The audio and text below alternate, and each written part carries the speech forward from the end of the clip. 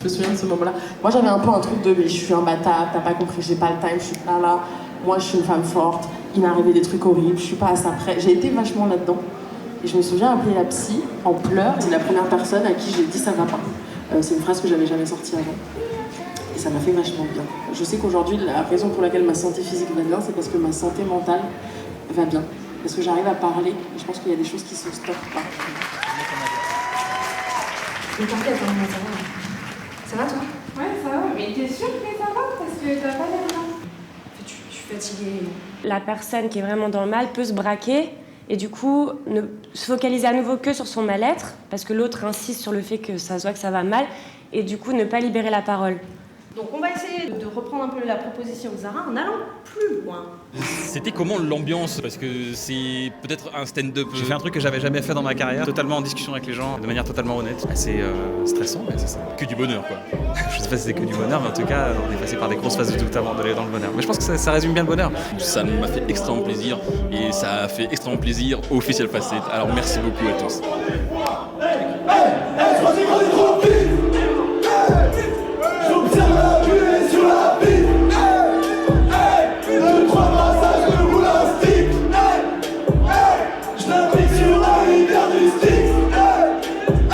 Un peu le but de toutes les associations, c'est vraiment de rompre l'isolement. C'est vraiment très important parce que rester tout seul quand on est malade, c'est très compliqué. Moi, j'ai vécu le confinement, c'est un enfer.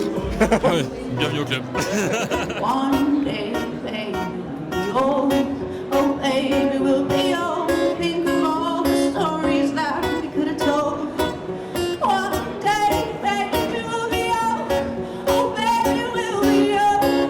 Oh baby, we'll be old, baby. Toujours en direct du Officiel Facette. Je pense que la déstigmatisation de la santé mentale et des troubles psychiques et de l'hôpital psychiatrique, ça passe par les témoignages, l'information. Et là, c'est tout ce qu'on est en train de faire. Et aussi, c'est super important de se retrouver et de voir qu'on n'est pas seul à vivre ces souffrances et cette détresse.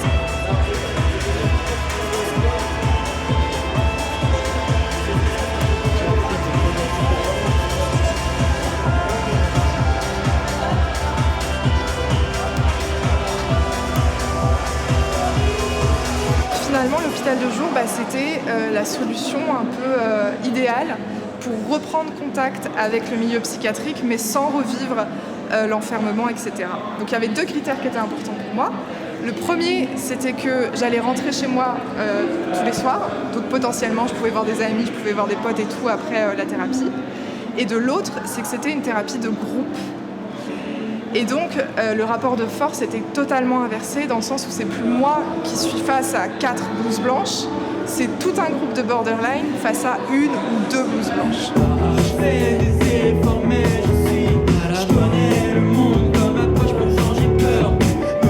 Je connais tout, mais je traîne sur le trop. Je suis trop fière en fait, je suis trop contente de voir que les choses bougent enfin par rapport à la santé mentale. On n'a pas à se cacher et j'ai le droit à la parole. C'est peut-être pour ça aussi que je suis beaucoup sur YouTube et tout ça. Et on a le droit d'aller mal et c'est important d'aller mal parce que se forcer toujours à aller bien, c'est juste enfouir des choses négatives qui vont de toute manière finir un jour par ressortir de manière sûrement beaucoup plus explosive. And I know you're asking yourself about, you're asking about what it is. And I say, ça va être à vous, ça fait. Ce n'est que bienveillance, ce n'est que interaction pleine d'amour, ce n'est que consentement, ce n'est que respect de l'autre dans tout ce que ça englobe.